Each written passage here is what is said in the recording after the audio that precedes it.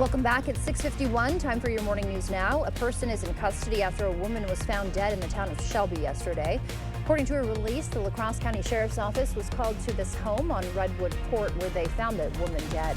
Officials have since made an arrest. The sheriff is not releasing the suspect's name at this time, but they are being held on a first-degree homicide police charge. The sheriff's office says the suspect will appear in court today. Jury deliberations set to resume this morning in the federal firearms trial of Hunter Biden. Defense attorneys called the prosecution's case a, quote, magician's trick by not showing direct evidence that Hunter was on illegal drugs while he owned the gun. If convicted, he could face up to 25 years in prison. The United Nations Security Council voted to approve a resolution for a permanent ceasefire and the release of hostages in Gaza. 14 member nations voted in favor, 0 voted against the resolution. Russia did not vote. The new proposal put forward by the U.S. calls for a permanent end to hostilities between Israel and Hamas, the return of deceased hostages, and the exchange of Palestinian prisoners, as well as a multi-year reconstruction deal for Gaza. A liberal judge is entering the race for Wisconsin's Supreme Court. Dane County Circuit Judge Susan Crawford launched her campaign yesterday. She previously represented Planned Parenthood in a case related to abortion access. She's hoping to replace liberal Justice Ann Walsh Bradley, who is retiring when her term is up next year. Governor Tony Evers wants to increase the budget for the University of Wisconsin system. In an announcement to the UW Board of Regents, the Democratic governor said he'll request an $800 million increase over the state's next 2-year budget period. The governor said the increase is meant to prevent more layoffs, campus closures, and program cuts and consolidations. Police in Hoka warning the public about recent black bear sightings. In a Facebook post, they said there's been a black bear sighting in the Fremont area across from the baseball field.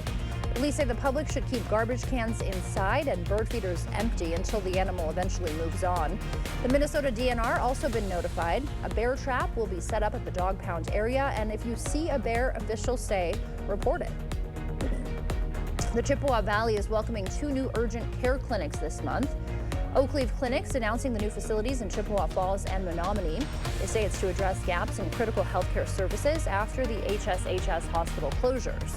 The 2 drop-in clinics are for patients with urgent but non-life-threatening injuries and illnesses. The clinic in Chippewa Falls is located at the existing Oakleaf Clinic on Lakeland Drive and is officially open for business. The one in Menominee will open June 17th at a former Prevea clinic on Stout Road. The La Crosse area YMCA is stepping up to make sure no kid goes hungry this summer. The Y is partnering with the School District of La Crosse and the Salvation Army to bring meals to kids out in the community.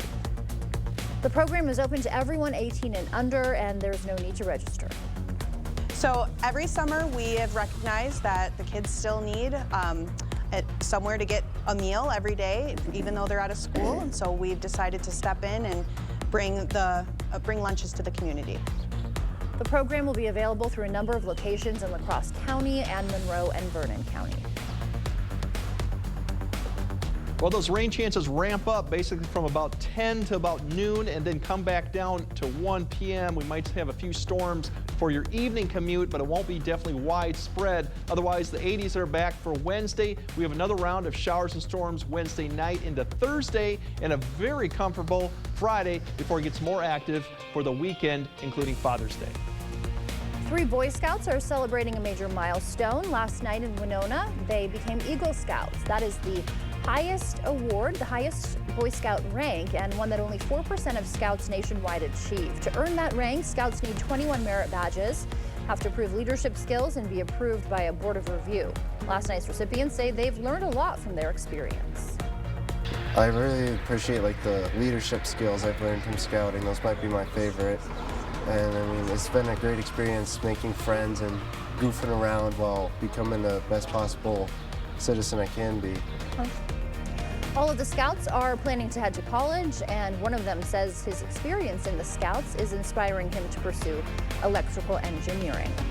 Thank you for starting your Tuesday morning with us on News 8 Now this morning. We will see you back here at noon. Until then, enjoy your day.